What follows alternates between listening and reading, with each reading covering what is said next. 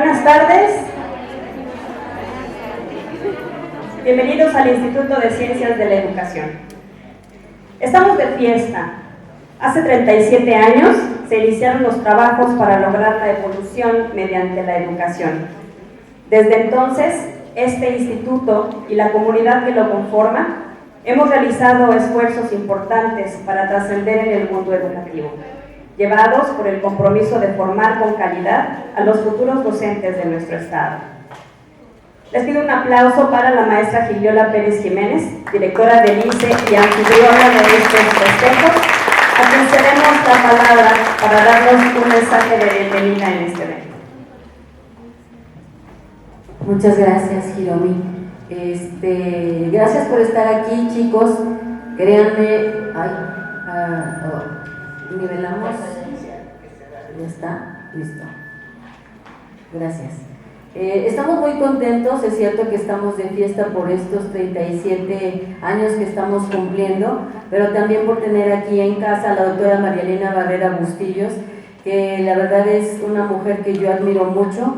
Si alguien se preocupa por la educación, sobre todo por la educación superior en el país, y que conozco, sí, de carne y hueso, es ella.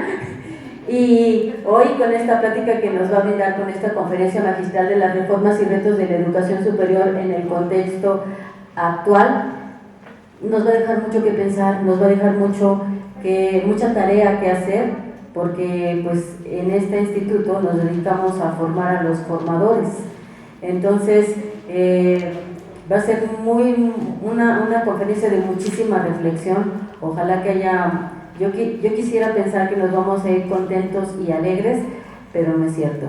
Entonces, la preocupación va a ser muy grande, pero creo que si nos unimos como instituciones de educación, formamos parte de la ANEFEP, yo creo que podemos hacer también, poner nuestro granito de arena para que este tránsito en estas reformas podamos llevarlas, pues obviamente con apoyo mutuo, porque solamente así podemos salir adelante. No me quiero extender mucho porque es más importante que escuchen a María Elena, que de veras tiene mucho que compartirnos. Y hasta aquí nada más decirte bienvenida, María Elena, estamos muy contentos de tenerte en casa. Gracias.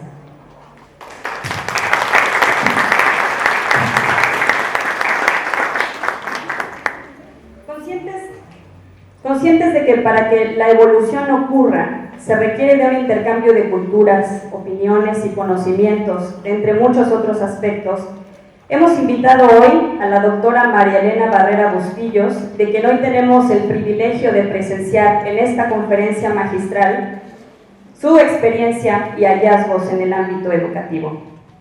Nuestra invitada, originaria de Mérida, Yucatán, cuenta con una sólida formación académica. Por mencionar solo una parte de su extenso currículum, les compartimos que es ingeniera química con maestría en educación superior, con especialidad en administración de instituciones educativas y currículum. Cuenta también con una especialidad en docencia y una certificación como coordinadora de procesos de acreditación universitaria.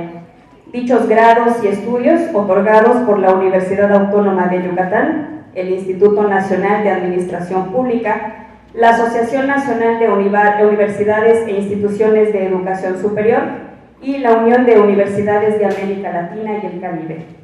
De entre diversas distinciones, ha recibido el doctorado honoris causa en 2017 por el Tecnológico de Estudios Superiores de Ecatepec, y su vasta experiencia en la docencia y en la gestión de instituciones y organizaciones educativas data del año de 1976 a la fecha, mencionando como ejemplo de su amplia trayectoria el cargo de dirección de la Facultad de Educación de la Universidad Autónoma de Yucatán, la dirección general del Consejo de Acreditación de la Enseñanza de la Ingeniería, fue miembro del Consejo Técnico del Examen Intermedio de Licenciatura en Ciencias Básicas de Ingenierías en el Ceneval, miembro también del Consejo Consultivo de Ingeniería de la Dirección General de Profesiones y de la Comisión de Formación y Gestión del Conocimiento de la Alianza FIDE. Asimismo, fue miembro del Comité de Pares Evaluadores Internacionales de la Red Iberoamericana para el Aseguramiento de la Calidad de la Educación Superior. responsable de los estados de conocimiento en investigación educativa por Yucatán ante el Consejo Mexicano de Investigación Educativa. Todo lo anterior, por mencionar solo algunas de las muchas actividades y cargos que ha desarrollado a lo largo de su trayectoria profesional, de la mano con la impartición de cátedra en los niveles medio, superior y superior. Como pueden ver, el día de hoy contamos con una invitada de primer nivel que sin duda ampliará en mucho nuestra visión educativa ante los acontecimientos que se han generado en los últimos tiempos. Seguros del interés que esta conferencia despertará en ustedes, podrán solicitar a nuestros estudiantes de apoyo pequeños papelitos para poder anotar preguntas para nuestra conferencista. Dichas preguntas se responderán al final de su intervención. Y sin más preámbulos, les pido un aplauso para darle la bienvenida a la doctora María Elena Barrera Bustillo y así dar inicio a la conferencia magistral Reformas y retos de la educación superior en el contexto actual. Adelante, doctora.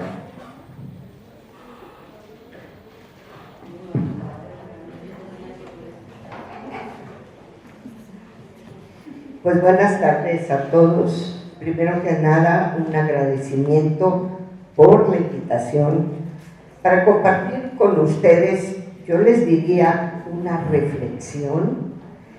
reflexión acerca de las nuevas reformas, todas ocurridas en el 2021 y que aún no han permeado en los planes de estudio de las licenciaturas en educación y en todas las instituciones de educación superior. Si me ayudas con la siguiente, por favor.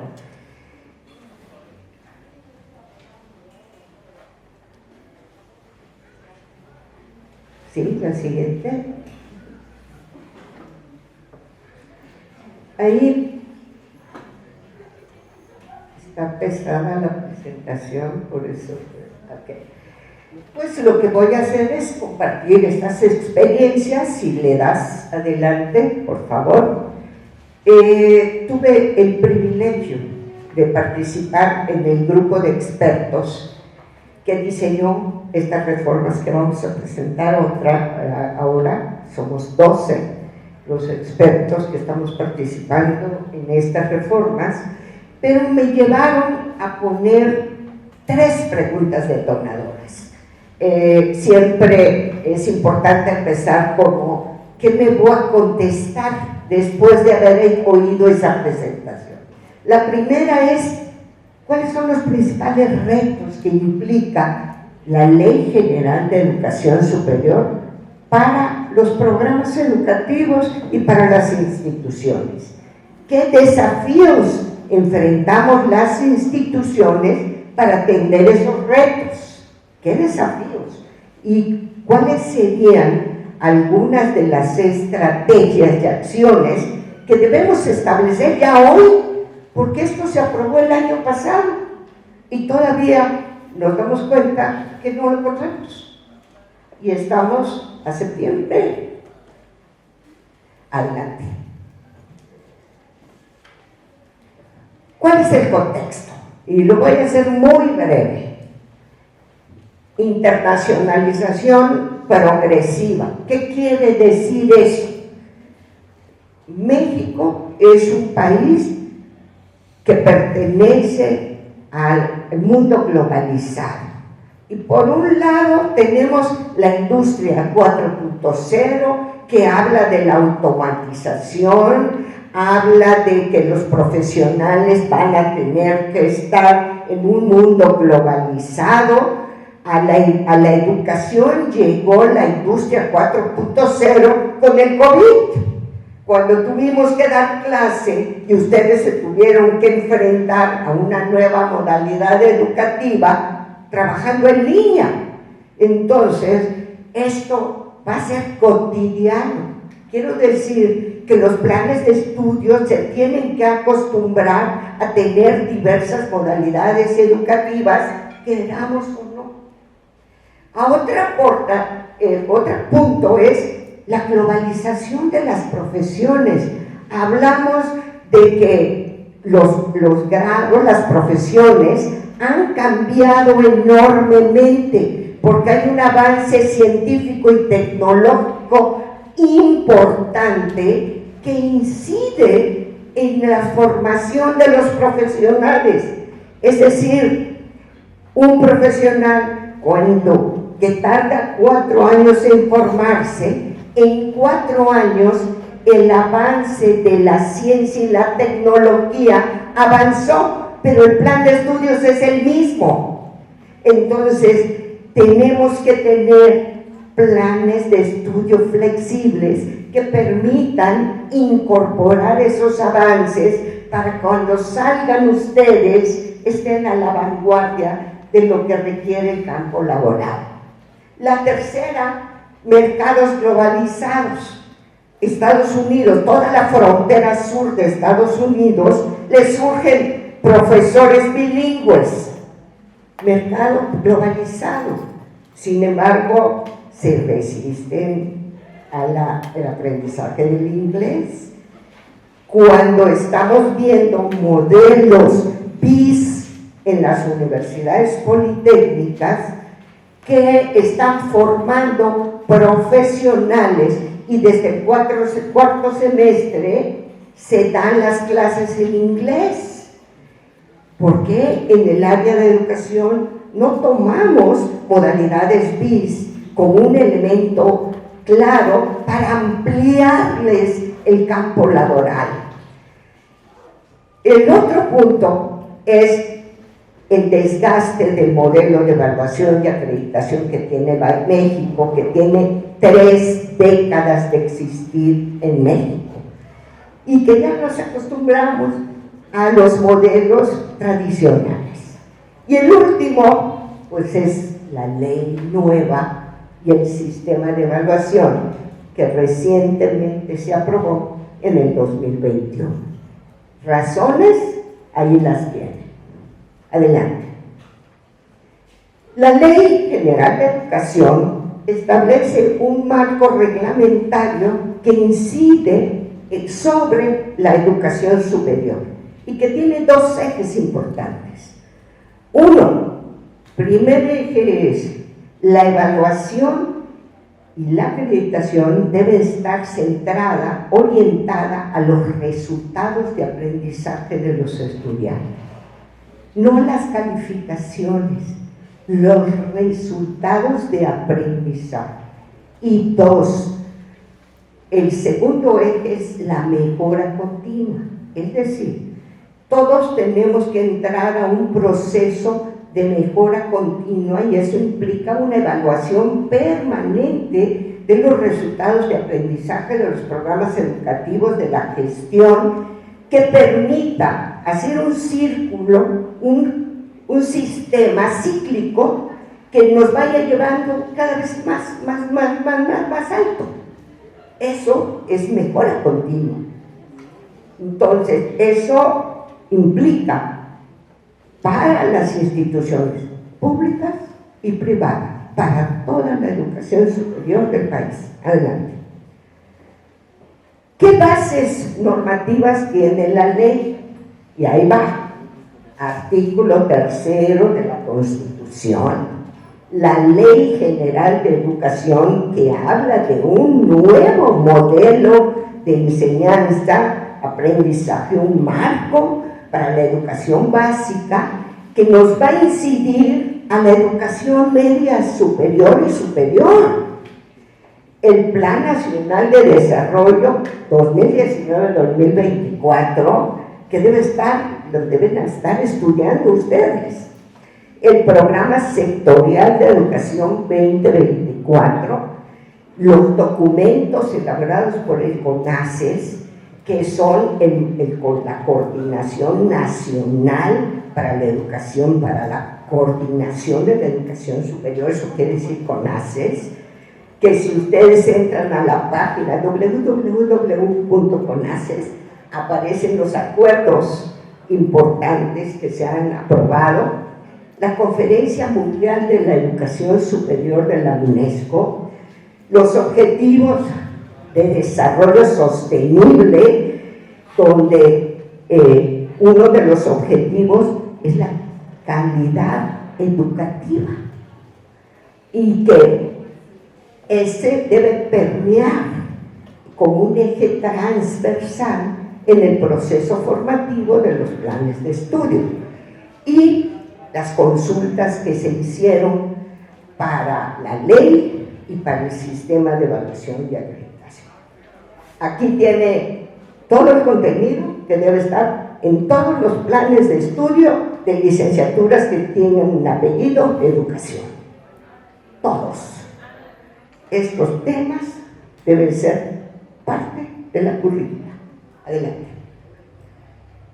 ¿Cuáles son los principios de ley? Primero, que la educación superior es un derecho humano, es un bien público y que debe ser otorgado por el Estado. El Estado debe verificar que todo joven pueda tener derecho a la educación superior. Derecho. ¿Okay?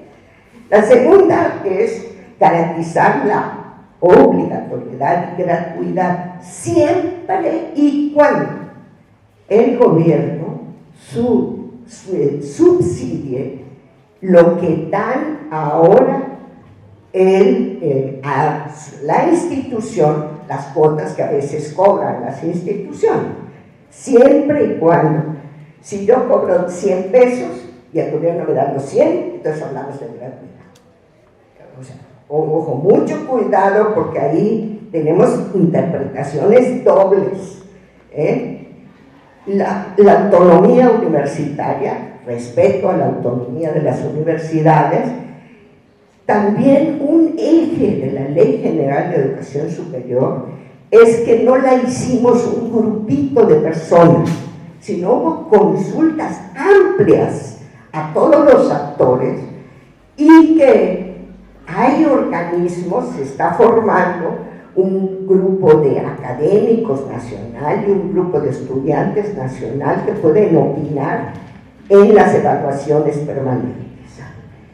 Segundo, el siguiente punto es lo que dice el artículo 7 de la ley: garantizar a los jóvenes el desarrollo integral, pero no entendido como algunas veces se entendía desarrollo integral como que además llevan deporte y cultura.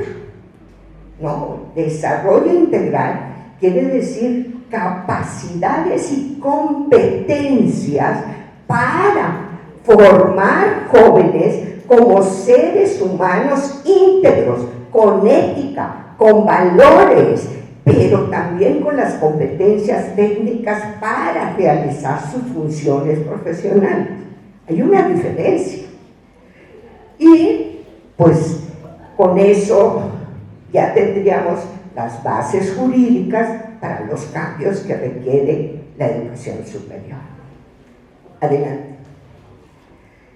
¿Qué disposiciones hay? Bueno, aquí, ¿qué puntos son importantes? Primero, que hay grupos de expertos que apoyan las consultas y esos expertos traducen a las disposiciones o lineamientos generales para el funcionamiento de la educación superior, que se establecen orientaciones claras, es decir, se establece que la base de la evaluación va a estar en cada institución y que cada institución tiene que tener un sistema permanente de evaluación en el que participen todos los actores, estudiantes, profesores, administradores, autoridades, y que esto tiene que ser permanente y tiene que haber una rendición de cuentas que permita la mejora continua. Es decir, como bien se dice, sin evaluación no puede haber mejora. La evaluación es la base para la mejora continua y ese es el sustento de la ley. Es decir, van a haber un conjunto de proyectos estratégicos que apoyen a las instituciones en ese proceso de mejora. Y aquí es una parte fundamental, porque no quiere decir que son cartitas a Santa Claus, ¿sí? Porque cuando tú le dices a una institución o a un programa ¿qué necesitas?, se vuelven cartas a Santa Claus, y las cartas a Santa Claus no tienen sustento. Aquí lo que se pretende es que con base a los resultados de la evaluación establece una necesidad, y esa necesidad tiene que ser atendida para la mejora continua. No son cartas a Santa Claus. Ese punto es muy importante, porque de mi experiencia como evaluadora de los programas nacionales, yo puedo decirles que me llegaban proyectos de PIFI, de Profexe, de los programas de mejora, y pedían viajes y viajes y viajes para los maestros, mientras el laboratorio no estaba equipado. Entonces decías, ¿dónde está el sustento? Si necesitan unas cámaras GESEL, ¿por qué no las tienen? Y podemos pagar un viaje a China cuando vale lo mismo. Y ese es un punto relevante que se toma en la ley. Y hay un financiamiento bien sostenido en el cual se van a financiar las cuestiones que tengan sustento. Por eso la evaluación es el insumo para la mejora continua. De la evaluación yo veo que tengo que hacer una mejora en el plan de estudio, una mejora en los laboratorios, darle oportunidad a mis estudiantes para prácticas en diversos lugares, apoyos para los estudiantes, y eso es lo que va a meritar el financiamiento. Adelante. Es decir, estos aquí incluyen todos los proyectos que se están llevando a cabo como resultado de la ley. Primero, armonizar toda la normativa. Les voy a poner un ejemplito sencillo. Existen 32 formas de otorgar RIBOE. Cada estado tiene su formita. Entonces, ¿cómo entendemos el RIBOE? ¿Cómo entendemos la asignación? De ahí surgen escuelas pato, programas pato, y no hay una que podamos decir, estos son los criterios con los que se asigna el RIBOE. Y entonces ahí estamos hablando de armonización. También la cuestión de equidad de género, y también para lo que hablamos de la parte de erradicar la violencia, no solo contra las mujeres, sino contra la población, la cultura de la paz. También hablamos de que en la ley, en el artículo 58, habla de la creación del sistema de evaluación y acreditación. Es un nuevo sistema que establece por ley. Entonces, si vamos viendo todo esto, no puede haber un cambio, y todo esto implica retos para la educación, implica retos para las instituciones, para las secretarías de educación, para las OEPs de cada estado, implica un cambio de cultura para la evaluación. Y voy a darles un ejemplito. ¿Saben que México es el único país del mundo que no tiene un sistema nacional de créditos? Tiene 7. ¿Cuál te gusta? Entonces, ¿Cómo podemos hacer movilidad? Si unos son créditos SACA, el otro son créditos CEP, el otro son créditos TEPIC. No es lo mismo. Y cuando hacemos equivalencias mundiales, ahí tenemos un problema. ¿Con qué créditos voy a hacer la equivalencia para movilidad internacional de mis estudiantes? Un ejemplo. Adelante. Es decir, lo que nos muestra es que tenemos un desmadre. Así, la palabra es esa, no hay otra.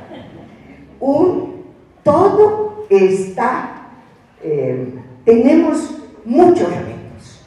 ¿Por qué? Que se agudizaron con el COVID, porque se agudizó con el COVID cuando nos dimos cuenta que teníamos que seguir estudiando, pero que no sabíamos cómo. Y pues lo que se nos ocurrió es que sea en línea, pero no pensamos, los estudiantes tienen computadora, no pensamos, los estudiantes tienen acceso a la red, los profesores tienen, y entonces lo que hicimos fue lo que se llama docencia de emergencia. Los profesores subimos lo que teníamos, nuestros PowerPoint se convirtieron, en lugar de presentarse a los asistentes, los presenté utilizando una plataforma, pero no con la metodología que debe establece la educación en línea. Entonces, ahorita tenemos unas brechas en formación muy grandes en los programas de licenciatura y en todos los niveles educativos. Y esto es que el entorno mundial habla de que tenemos que darle prioridad a los derechos humanos, a la equidad de género, a la cultura de paz, a la calidad y pertinencia de la oferta, y ahí tienen todos. Y en todo esto, la pregunta es, ¿y cómo? ¿Y cómo esto lo voy a aterrizar en los procesos formativos de mis estudiantes? ¿Cómo lo voy a hacer de manera que yo les garantice a los estudiantes una formación de calidad? Que cuando salgan sean gentes de bien, con ética, con valores, con respeto a la equidad de género, con esa cultura de paz, pero además profesionales de primer nivel. Eso es lo que se busca. Adelante.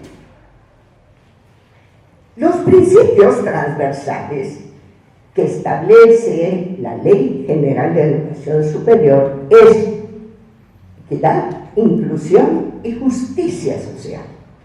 A ver, pongamos ejemplo, inclusión. Quiere decir que cualquier estudiante con necesidades educativas especiales debe entrar a la escuela. Entonces la pregunta es, ¿estamos profesores y la infraestructura y los programas con la capacidad para atender a estos jóvenes? Y la respuesta es no. ¿Sabemos el lenguaje de señas? No.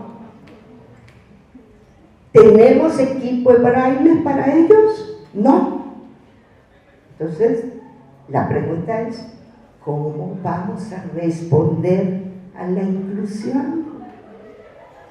Esa es una pregunta que tenemos que hacernos las instituciones de educación superior, porque es parte del eje transversal que marca la educación superior. La siguiente, la interculturalidad y también territorialidad. ¿Qué significa eso? Que los planes de estudio, cuando se diseñan, toman en cuenta las necesidades nacionales e internacionales, pero también las necesidades del territorio o contexto locales. Entonces, implica que, aunque pensemos en un marco de cualificaciones que establece que es un licenciado en educación, debemos tener una parte que considere las necesidades de la región donde yo voy a atender, las escuelas donde yo voy a participar, y a eso se le llama territorialidad. La gobernanza y diversidad institucional, es decir, muchos de los cambios que se tienen en los planes de estudio, tenemos una brecha fundamental en la administración académica. Pondré el ejemplo de la inclusión. La inclusión, un muchacho o un joven con necesidades educativas especiales no puede llevar el mismo ritmo que un estudiante, vamos a decir, que no tiene ninguna discapacidad. Entonces, este estudiante, en lugar de llevarle 4 años, a lo mejor le lleve 12. Pero la ley que tienen las instituciones dice, solo podrá hacerlo en el doble de tiempo de la licenciatura. Y entonces, automáticamente lo van a expulsar. Entonces, por un lado, yo digo, sí, mi plan es flexible, mi plan apoya la inclusión, pero por otro lado, la administración académica no lo permite.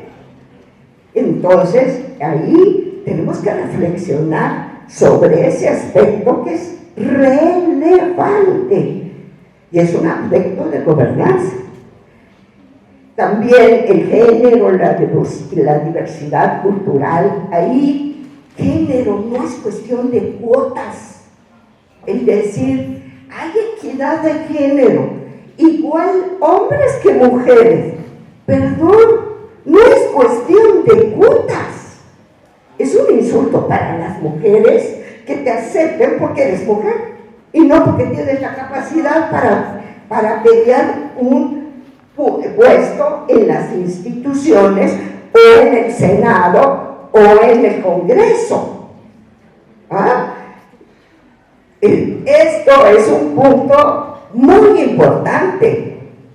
Equidad significa igualdad de oportunidades para las mismas capacidades.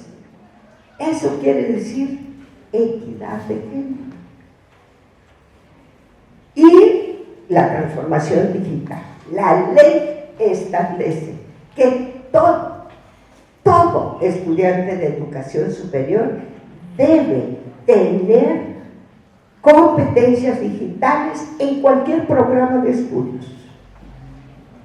Es parte de su formación, no es una necesidad propia, es parte de la formación. ¿Por qué? Porque la educación superior tiene que ser armónica con lo que es la industria 4.0, que habla del avance tecnológico y disciplinario. Y el avance tecnológico nosotros lo vemos, antes tú tenías que ir a comprar algo, ahorita lo haces por Amazon, por internet, el comercio electrónico está a la orden del día. Entonces, hay una transformación severa en el contexto que tiene que llegar a la educación. Y esto implica que los planes de estudio puedas tener materias presenciales y materias en línea. Entonces, no necesito ir a la escuela 6 horas o 8 horas cuando hay materias teóricas que las puedo llevar en línea. Pero eso es un cambio de cultura.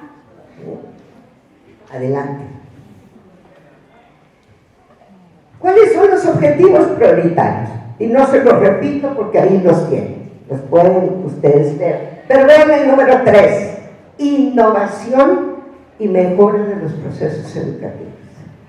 Es decir, cuando hablo de innovación, no hablo de poner tecnología, no hablo de cambiar el pizarrón por el PowerPoint, sino hablo de tener metodologías de enseñanza y aprendizaje diversos.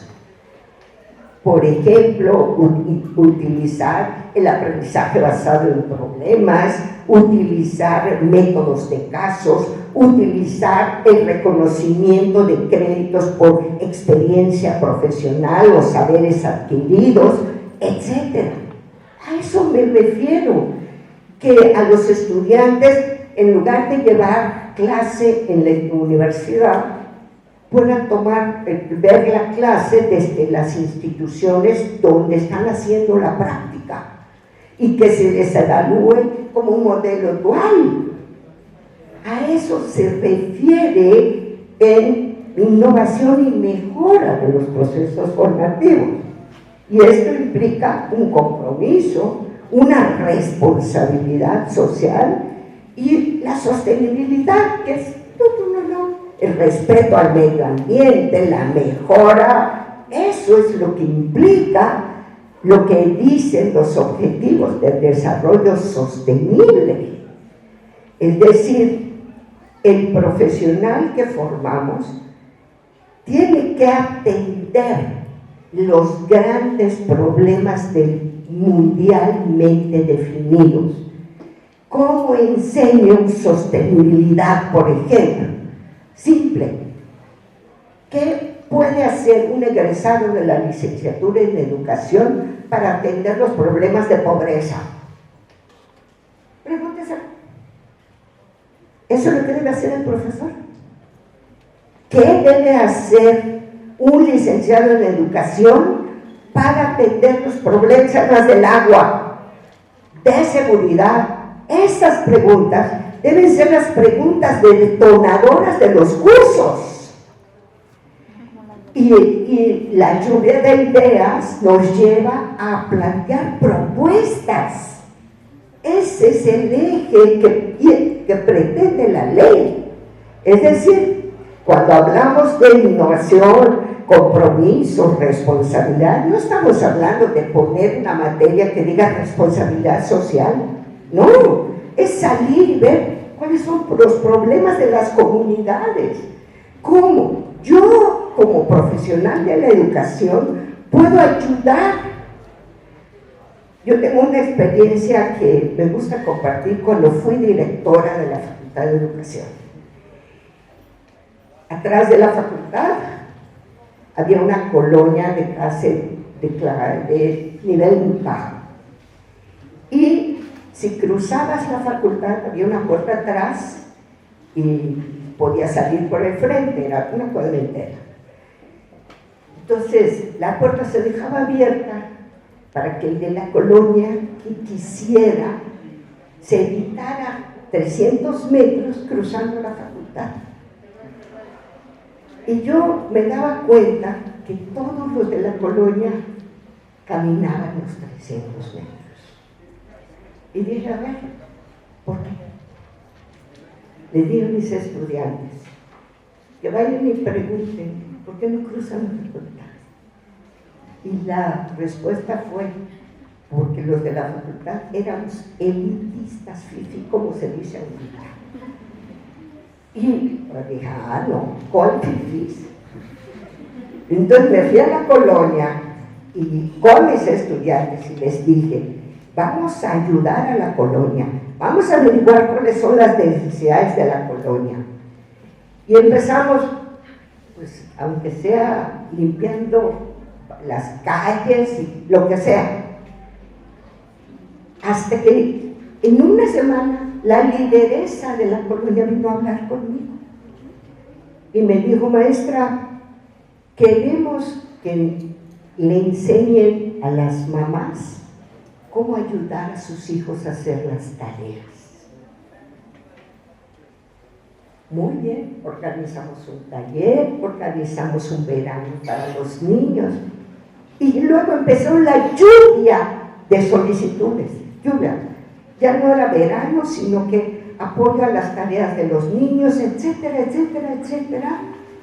Y ya todos cruzaban la facultad. Y esto implica responsabilidad social. No es una materia. Responsabilidad social. Si no sé cuáles son sus necesidades, ¿cómo las puedo atender? Adelante. ¿Cuál es el marco jurídico del sistema? El SEAS, que van a ver, dice Sistema de Evaluación y Acreditación de la Educación Superior. Pero para no escribir todo eso, le llamamos SEAS. Dice, pues aquí, señores, apúntenlo bien. ¿Cuál es el marco jurídico?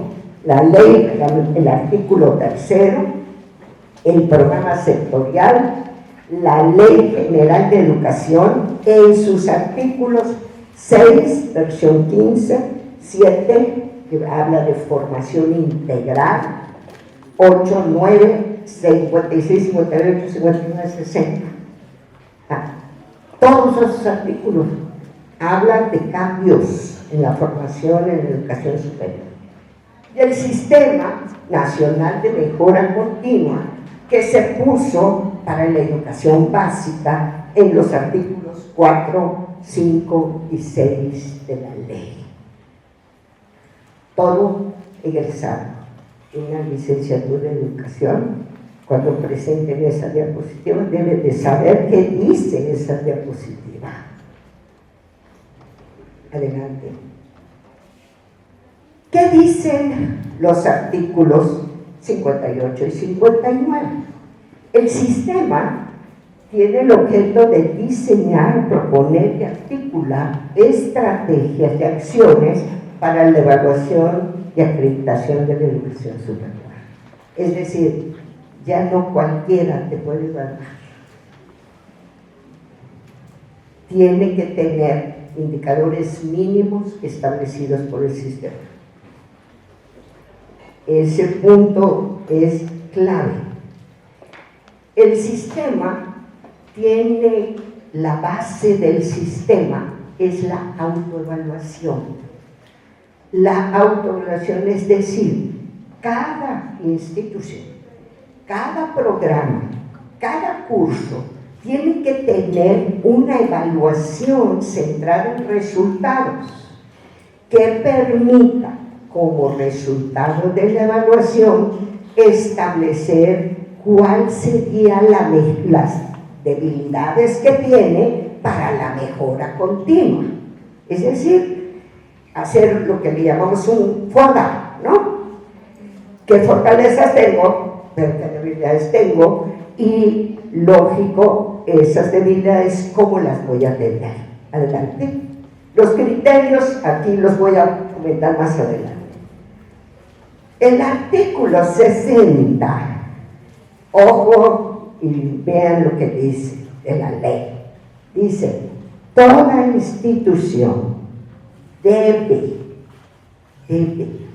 desarrollar procesos sistemáticos integrales de planeación y evaluación de carácter interno y externo de sus procesos y resultados, de sus funciones, de sus programas y de los aprendizajes de los estudiantes.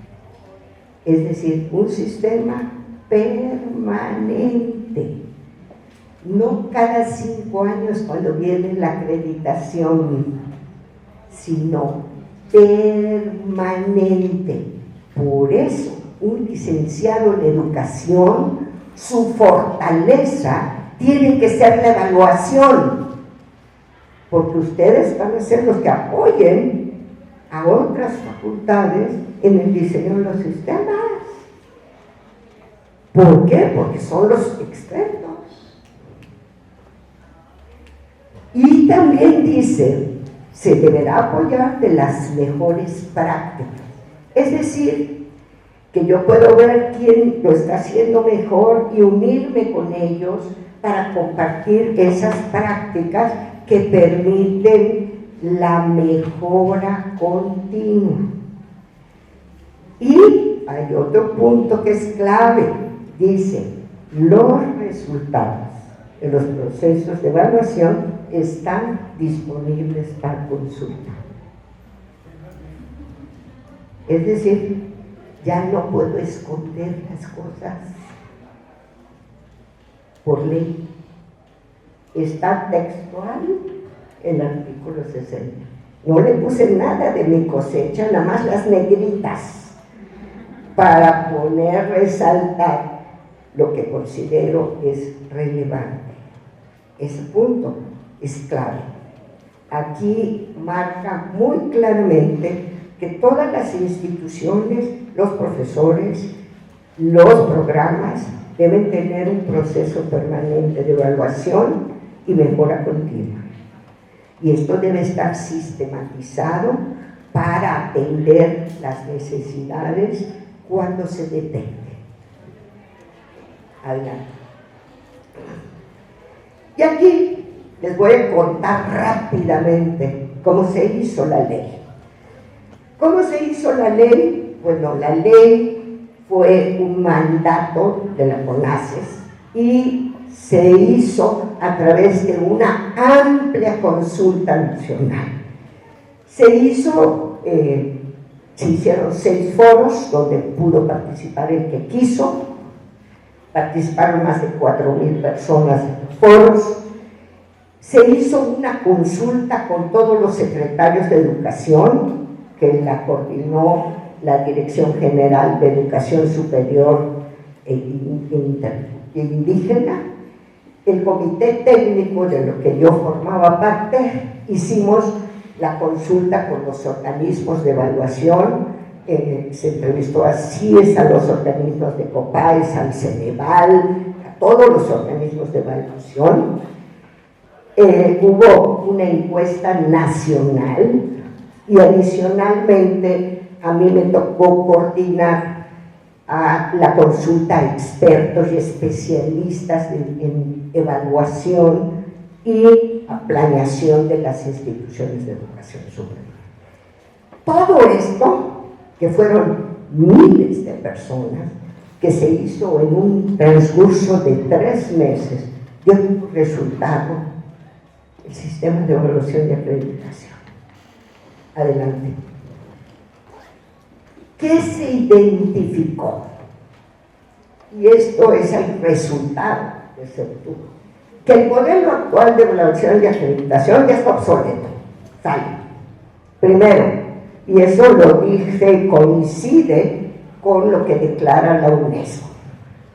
Segundo, que el modelo está desarticulado. Es decir, por ejemplo, un programa sale muy bien en el EGEL, pero resulta que no se acreditó, o se acreditó y los egresados salen mal en el EGEL. Entonces, ¿quién tiene la razón? Entonces, es un modelo desarticulado y que poco conocen los profesores, adicionalmente. Entonces, los estudiantes menos, y los estudiantes de educación deben conocer a la perfección los modelos de evaluación y acreditación de programas, de instituciones, de profesores, de estudiantes. Es una parte relevante en el proceso formativo. Adelante. Aquí, como le van a tener acceso, pero les podamos decir a grandes rasgos, se identificaron fortalezas. ¿Cuál es la principal fortaleza? Que se creó la cultura de evaluación en las instituciones, que las instituciones empezaron a abrir sus puertas porque los evalúen externos. ¿Sí? ¿Cuáles son las debilidades? Que se quejaban que era caro, estaba estandarizado, que no consideraban que no es lo mismo la normal que la universidad, no es lo mismo el sistema tecnológico que las universidades, las quejas normales, ¿verdad? Y eso es lo que salió en la consulta. Pero ustedes pueden ver que los modelos de evaluación y acreditación que existen en México son muy diversos. Hay modelos que son simples checklists, hasta modelos como el caso que yo presidí de ingeniería, que era un modelo basado en evidencias de aprendizaje. Es decir, si yo te decía, una competencia que se mide es la comunicación, no es que me dé la calificación de tus estudiantes de comunicación. Quiero ver el portafolio y la rúbrica donde le calificaste en comunicación. Miren, hay una gran diferencia. Al decirte, ahí está la materia de comunicación, cumple. Ahí está la evidencia del grupo de estudiantes donde pueden comunicarse en forma oral, pueden escribir bien, pueden hacer comunicación tecnológica, muy diferente. Hay de aquí a aquí. El modelo lo que pretende es lo que acabo de decir. No son las calificaciones, sino son las evidencias de los resultados de aprendizaje. Esas evidencias son puntualmente relevantes. Adelante. Es decir, también se nos marcó aspectos que hay que darle continuidad. Es decir, hay que seguir evaluando por pares académicos. Hay que buscar que siga la evaluación externa, porque es una riqueza. Yo digo, la evaluación diagnóstica es muy bonita, pero a ver, como tú dices, si yo me veo frente al espejo, trato de resaltar lo mejor de mí y no ver de qué pie cojeo. Cuando la evaluación externa me dice a la luz de los estándares que cojeo de ese pie, entonces una se complementa con la otra. Es decir, la riqueza de la evaluación externa es darme herramientas para la mejora continua. Y ese aspecto es el que debe continuar. Adelante. ¿Qué orientaciones y ejes establece la ley y el sistema de evaluación y acreditación? Adelante. Primero, que el sistema es un conjunto orgánico y articulado de estrategias y lineamientos. No te va a decir qué hacer, pero te va a decir por dónde tienes que caminar. Que el sistema va a establecer parámetros mínimos de evaluación, es decir, puntos sobre los que hay que reflexionar, y esos puntos es obligatorio reflexionar en esos aspectos. ¿Y qué criterios? Pues los criterios son que te van a dar políticas, que te van a dar apoyo, que te van a dar asegurar tener asesoría permanente del sistema para lograr esa mejora, es decir, va a haber un acompañamiento. Y esto también, un punto que salió en la consulta, es cambiar, modificar la evaluación de profesores. Es decir, revalorizar la docencia en la evaluación de profesores. Quiere decir, los buenos profesores puedan ser reconocidos, que ahorita con el sistema de estímulos son poco reconocidos porque tienen mucho peso más la investigación que la docencia. Eso le llamamos revalorización. Y si nos ponemos en datos duros, el 75% de los profesores que están en las universidades son por hora. Y eso implica que ese 75% que son sus maestros quedan fuera de los sistemas de estímulos y no se les reconoce su buen desempeño. Y por eso se habla de la revalorización de la parte de la docencia. Adelante. Y esto es lo que acabo de decir, todo eso para la mejora continua, lo que acabo de comentar, la evaluación integral y fortalecimiento académico, donde haya ese apoyo a los profesores, ya sea por horas, profesores que tienen práctica profesional deben estar en las áreas terminales de los programas. ¿Por qué? Porque no es solo el papelito del grado, sino la expertez que tienes en el manejo de cómo lo haces. Por ejemplo, es como decir que yo voy a hablar de docencia si nunca he dado clase.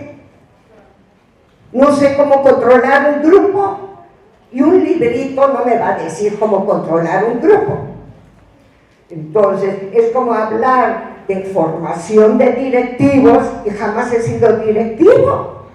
Entonces, ¿de dónde me viene a mí la sabiduría? Adelante. Es decir, si ustedes ven, los conceptos centrales van a ser la mejora continua, la evaluación como medio para transformar la educación, la diversidad de modalidades, es decir, un programa va a tener modalidades en línea, modalidad tutorial, modalidad presencial, modalidad dual. Es decir, eso es lo que llamamos flexibilidad, diversas modalidades en un solo programa educativo, y el desarrollo integral de los jóvenes, como dice el artículo 7 de la Ley General de Educación Superior, al cual se le hace mucho hincapié. Y lo que comenté, la revalorización de la función. Adelante.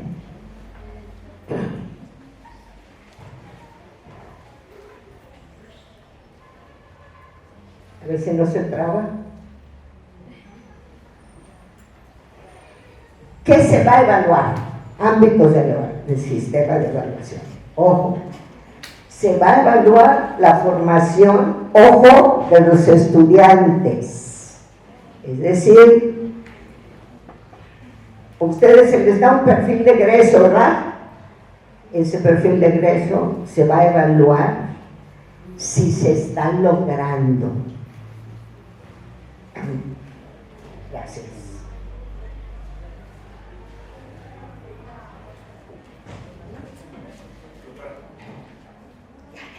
No, tranquilo. Se va a evaluar a los profesores, la profesionalización de la docencia.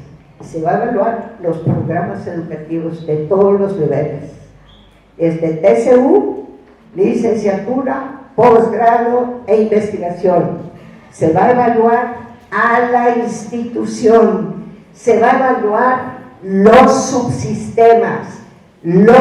subsistemas estatales y la educación superior nacional y las políticas nacionales. ¿Qué se va a evaluar? Todo.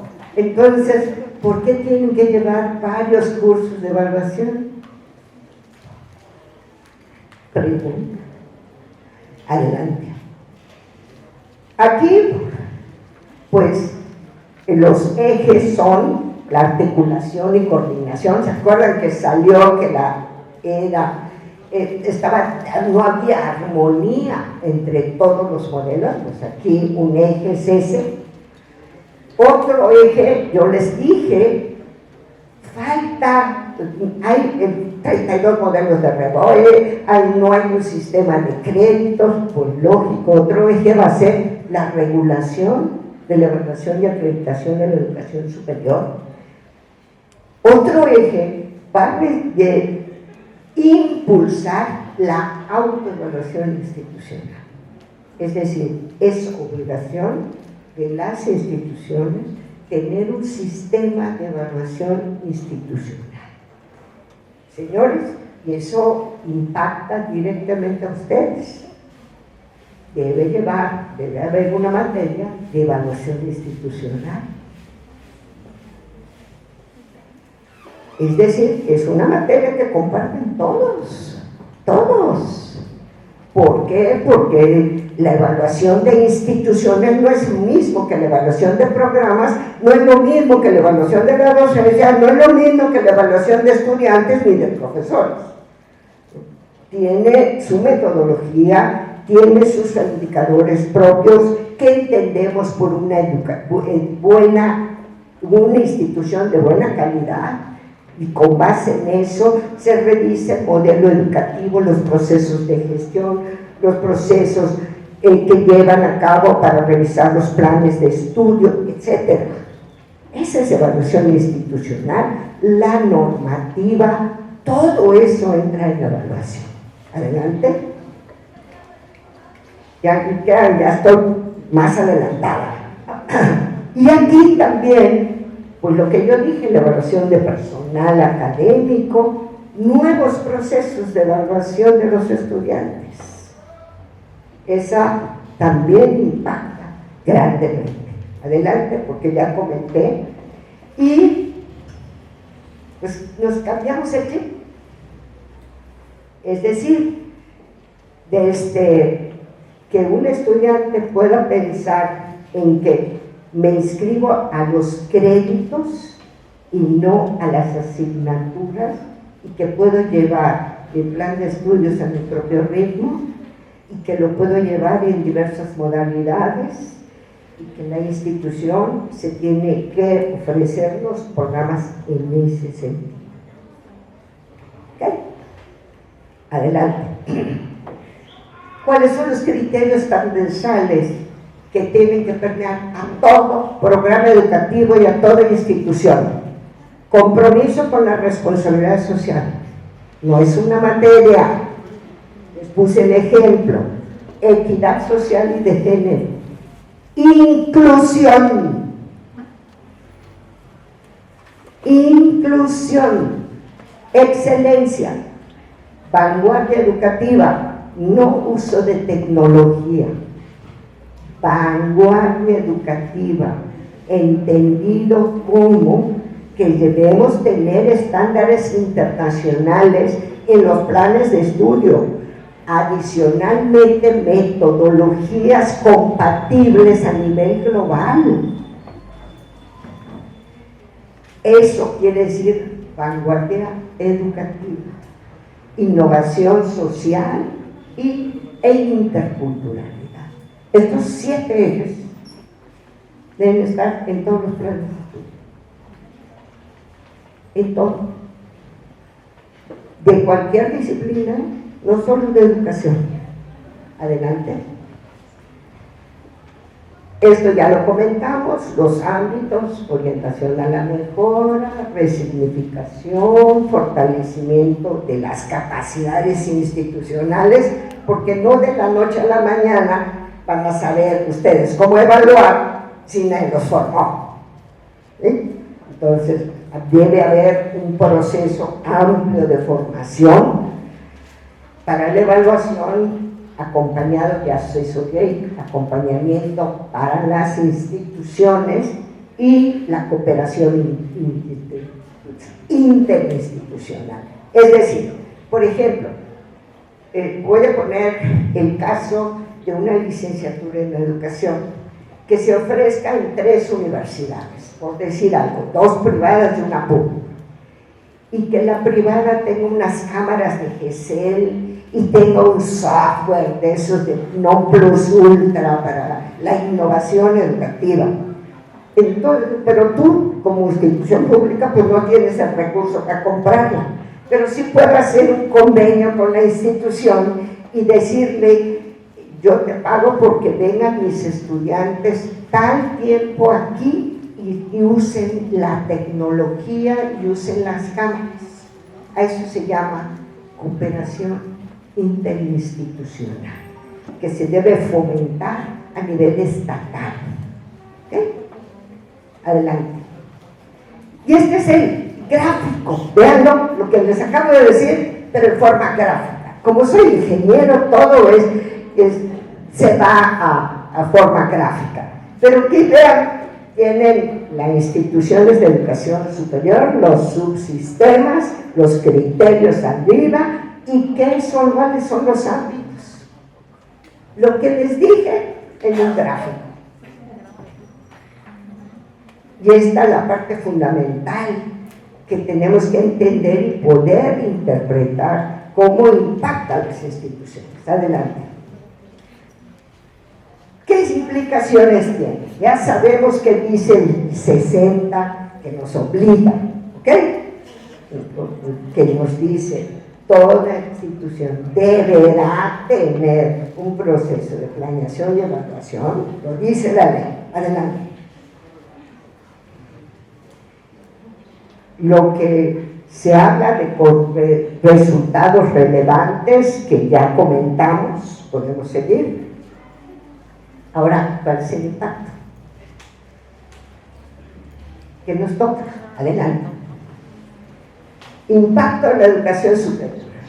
La UNESCO dice que hay importantes lagunas.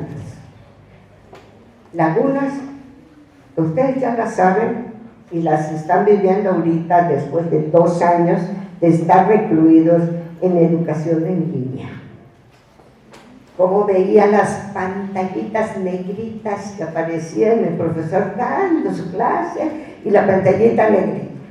Y luego te pedían un proyecto y lo hacían en grupitos de edad, todos fuimos alumnos.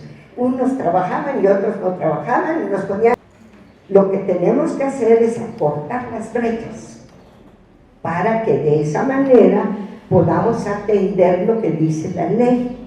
Y eso es responsabilidad de las instituciones. Adelante. Por lo tanto, hay grandes desafíos. Uno, fortalecer las capacidades de autoevaluación y de evaluación de las autoridades, de los profesores, de los estudiantes, sobre todo los que están en las licenciaturas de educación. Porque ustedes van a ser punta de lanza para apoyar a otros sistemas. Reconceptualizar a la luz de los criterios, los 7 criterios, que entendemos como mejora continua, el impacto o incidencia social, la responsabilidad social y el desarrollo humano integral. ¿Qué se entiende? Lo que dice la ley. ¿Cómo eso lo voy a hacer dentro de mi programa educativo? A eso se refiere. Adelante. Y para los organismos de evaluación, tener nuevos marcos de referencia que se apeguen a lo que dice la ley, que se apeguen a lo que dice el sistema de evaluación y acreditación. Y todo organismo que sea reconocido debe apegarse a los lineamientos que establece la ley. Eso implica, es decir, que no, como evaluamos ahorita, vamos a seguir evaluando. ¿Ok? Adelante. Y yo terminaría con una breve reflexión y deciría, si el contexto nos limita, porque estamos acostumbrados a decir, esta es mi materia, no desaparezca del plan de estudio. A ver, no es tu materia, es el proceso formativo de los alumnos, no hay propiedad de las materias, ¿ok? ¿Qué necesitan los alumnos para formarse? Y eso es lo que debe permear en los planes de estudio. Pero si el contexto lo limita, pues tienes 2 caminos. O te quedas y te saca el sistema, o cambias y te transformas. La mejora continua, señores, es parte relevante de los cambios y de lo que implica excelencia educativa. Por lo tanto, el futuro de la formación de ustedes está en la transformación de la educación superior. Y ustedes valen la pena. Por lo tanto, el cambio es necesario para la educación superior. Muchas gracias.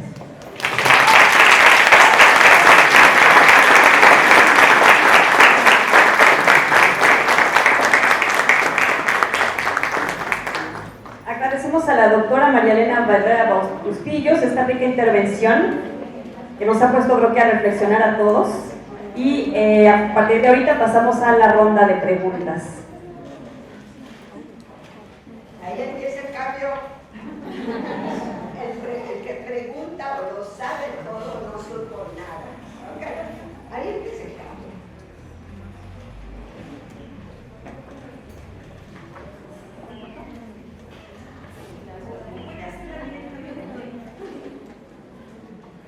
Bueno, mencionaba en la última diapositiva algunas acciones que pueden hacer como instituciones para cortar pues esas brechas del cambio de paradigma y empezar a llevar a cabo esta ley que nos comenta.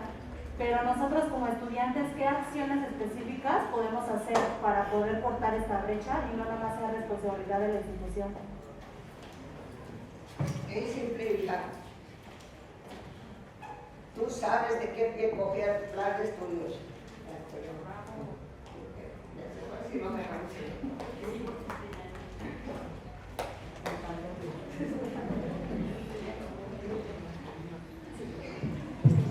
¿No es cierto que sabes cuáles son los puntos fuertes y los puntos débiles de tu plan, de tu proceso formativo? Sabes qué debilidades tengo y qué debilidades, qué fortalezas tiene mi proceso formativo. Y eso es cuando hacemos, por ejemplo, evaluación. Voy a poner un ejemplo sencillo: evaluación de profesores. Y nos ponen una serie de indicadores para la evaluación. ¿Qué sale? Que los maestros light son los mejor evaluados y el maestro que te exige es el peor evaluado. Entonces, ahí tenemos una brecha, porque entonces o todos somos light para salir muy bien evaluados y que me den estímulos, o lo que queremos es aprender. Y ahí viene la cultura de evaluación de los estudiantes. Si queremos aportar a la transformación, tenemos que hacer énfasis en con quién aprendimos y con quién no. ¿Qué temas tengo y siento que me faltan y cuáles no? Y ahí tienen la varita los estudiantes. Nadie más vive el proceso formativo que los estudiantes. Pero si no hablan, como las preguntas, ¿quién quiere preguntar? Todos se quedan callados. El que no pregunta es porque no quiere saber.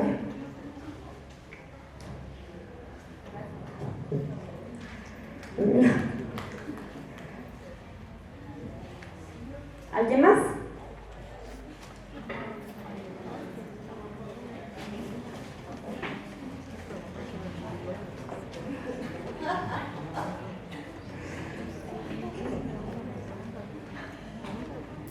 Buenas tardes. Bueno, yo soy profesora, no soy estudiante, pero me interesa el tema y por eso estoy aquí. Y bueno, más que una pregunta, es un comentario. Realmente a mí me da gusto confirmar que muchas cosas que estamos haciendo aquí en la UAM están alineadas con los planteamientos de la nueva legislación, ¿no? Nuestro modelo universitario está por aprobarse un modelo renovado ahora en el 2022 y bueno, pues muchas innovaciones que hemos estado introduciendo en los últimos años creo que están muy en la línea con estos temas transversales, con estas prioridades. Entonces, bueno, pues creo que vine a confirmar que no andamos tan perdidos en la UAM. Gracias, doctora. No hay de qué, y qué bueno, porque esto debe ser el sustento del modelo educativo. O sea, si tú estás hablando de una transformación, te tienes que apoyar en el sustento de la ley, te tienes que decir cómo le vas a hacer, por ejemplo, para demostrar la responsabilidad social de los estudiantes y que todos los profesores sepan ¿cómo van a evidenciar la responsabilidad social? Porque no es que cada quien lo interprete a como quiera, sino la universidad tiene una visión de cómo los profesores tienen que evidenciar esas competencias transversales de las que hablamos. Estamos hablando de que para todo profesional de la educación superior, todo egresado, hay 18 competencias, pues no es el tema de aquí, sino es el tema de la ley, pero hay 18 competencias que son indispensables. Por ejemplo, la proactividad, la innovación, el emprendedurismo, la comunicación, etc. Hay 18 competencias que establece la revisión de la literatura que son indispensables. Pero no son calificaciones, son nuevos mecanismos de evaluación para evidenciar que en el proceso formativo, cuando salga un ingeniero o un licenciado en educación, es responsable socialmente, se sabe comunicar bien en forma oral y escrita, es emprendedor, es ético, y así sucesivamente. Y eso implica tener un cambio del chip de los profesores, cambio en las metodologías de evaluación. Esto llega directamente ahí.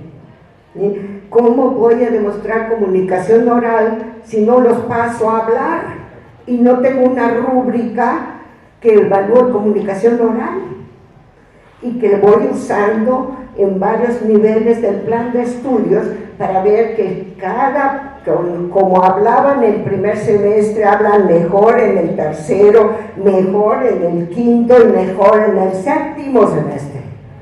Eso se llama entrar a una espiral de mejora continua, y eso es lo que está pidiendo el sistema, que tú evidencies que esas competencias se están logrando y que cada vez son de mayor nivel. Y eso es lo que debe reflejar el modelo educativo. Si lo refleja, maestra, adelante. Si no lo refleja, es el momento para reflexionar sobre ese punto, para reforzar el modelo educativo, buscando que ese paradigma permee en todos los profesores y los estudiantes.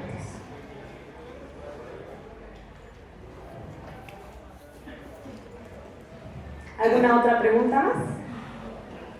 Bueno, yo quisiera hacer una participación, doctora, si me lo permite. Coincido con la doctora Zorrilla, que efectivamente encontré yo también muchos lineamientos que hemos estado cubriendo en esta legislación para las licenciaturas, ¿no? Tanto en la reestructuración como en las prácticas que hemos estado ejerciendo durante estos años. Sin embargo, también encuentro muchos retos, muchas dificultades que quizá después de esta conferencia pues también tendremos que considerar esta reflexión. Y aquí entra mi pregunta: ¿en qué medida interfiere o influye la motivación que viene de nuestro entusiasmo y nuestra pasión para lidiar contra todos los retos que debemos enfrentar? Porque a veces no depende únicamente de nosotros, hay cuestiones que vienen desde la legislación y que a lo mejor pues es a veces luchar contra corriente pese a los esfuerzos que se hagan por solucionarlo, ¿no? Entonces, ahí, ¿cómo le hacemos? No, ustedes saben y lo estudian, ¿no? En las teorías de la motivación, que la motivación que funciona es la intrínseca. Pero hay una cultura que ha permeado por 30 años, que es la cultura de las corcholatas. Es decir, si me dan puntos por hacer eso, por eso lo hago. Si no me dan puntos, ¿para qué lo hago? Y eso es lo que hay que cambiar en la cultura. Es decir, que un estudiante haga las cosas no porque le va a dar puntos, sino porque es parte de su proceso formativo. Y que un profesor haga algo porque le da puntos. sino lo hago porque voy a ser mejor profesional, y los profesores porque voy a formar mejor a los estudiantes. La intrínseca es la que promueve el cambio. La otra, ustedes saben, como lo dicen las teorías de aprendizaje, cuando desaparece, se baja la motivación. Muchas gracias. ¿Alguna otra pregunta? ¿Están seguros? Aprovechen la presencia de la doctora. Bueno. Esa es una parte importante de los estudiantes. Preguntar, es la base del aprendizaje. ¿Cómo se debe enseñar? Se debe enseñar no usando PowerPoint.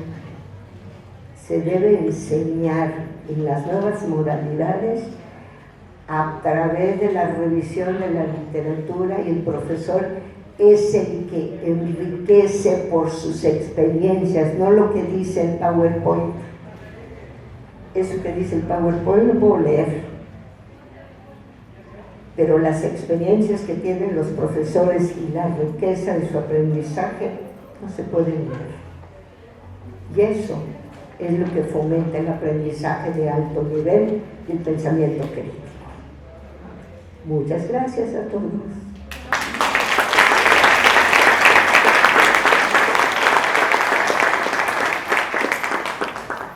Pues tras esta grata experiencia, sobre todo enriquecedora, le damos las gracias a la doctora María Elena, y solicito la presencia de la maestra Giliola Pérez para el cierre de esta actividad. Muchas gracias. Les dije que nos iba a dejar mucho que reflexionar, y es cierto también, como me uno a lo que dijo María Luisa, y también secundo esto de que tal vez no estemos tan bien, pero creo que no estamos tan perdidos.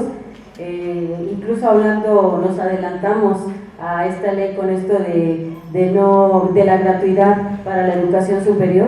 Los chicos pagan solamente 800 pesos anuales de servicios académicos, pero no de inscripción ni de reinscripción. Entonces ahí creo que a veces hasta esos 800 pesos se les hace difícil, ¿no? Pero son anuales, y claro que impactó duramente en nuestra institución, porque obviamente pues era un ingreso que ya no teníamos. De por sí que, así como estamos en el ranking según ANUYES de las 10 universidades calificadas como mejores en calidad educativa, también estamos dentro de las 10 más pobres, porque hemos sido castigados. Ahorita, afortunadamente, con nuestro rector, pues a los maestros no nos han dejado de pagar, pero en el rectorado anterior sí. Fue muy difícil porque pues no había recursos, ¿no? Y hoy estamos ciertos de que cada catorcena recibimos nuestro pago, y también hay una mentalidad diferente. Yo lo comentaba, cuando empezamos a reestructurar en el 2010, la preocupación de los maestros era justamente esa: me voy a quedar sin mis materias, mi materia que no la muevan. Hubo un maestro que dijo, es que mi materia que era del mapa curricular la mandaron a optativa. Entonces dijimos, ¿y dónde estaba usted cuando estábamos haciendo la reestructuración, no? Y creo que en esta reestructuración que efectuamos bueno, ya tiempo, pero que fueron aprobadas en el 2021, hubo una mayor participación de los docentes, una mayor apertura, y pues hoy ya la estamos ofertando con los chicos, están en tercer semestre, ¿sí? Los de educación mediada están en primero, y justamente también esto de que los chicos, también no es que lo estemos haciendo de maravilla, pero pueden elegir su carga horaria, pueden elegir si la llevan en presencial o si la llevan híbrida, si está disponible en modalidad híbrida.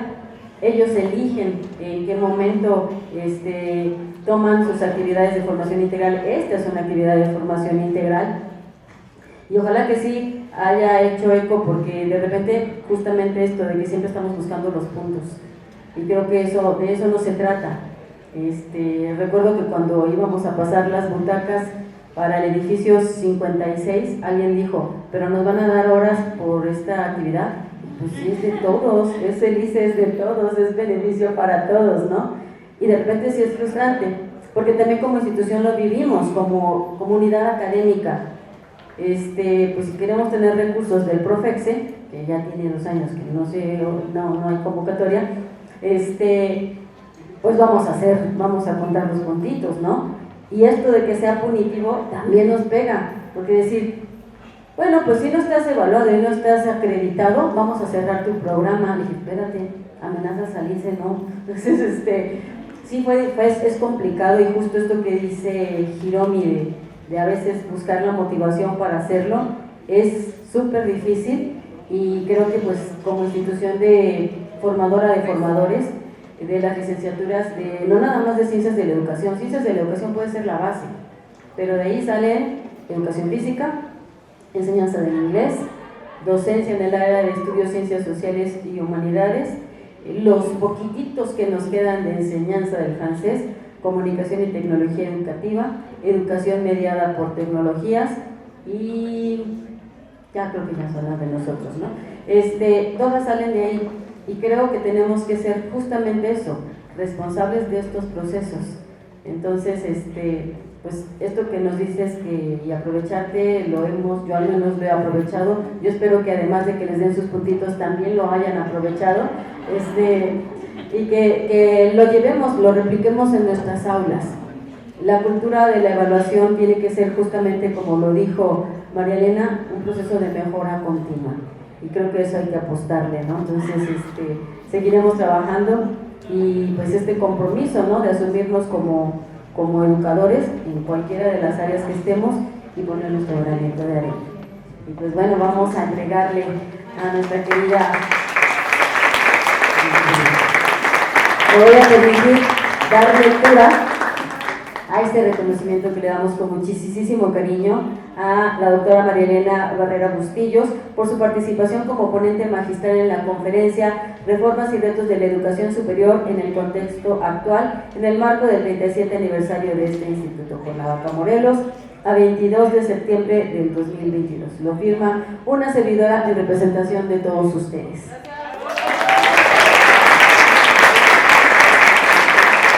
Y con muchísimo cariño, una cosita de inicio para que se acuerden de nosotros. Y este Cuescomate nos representa como estado.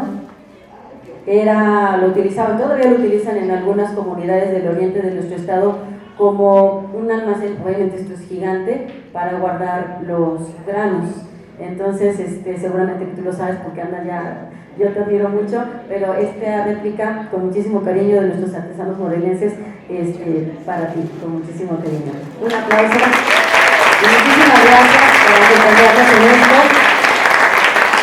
Los esperamos a las 5 en la presentación del libro de la beca salario que lo coordinaron nuestros investigadores. Nos dará muchísimo gusto que nos vean aquí y que no sea solo por los puntitos. Bonita tarde, bye.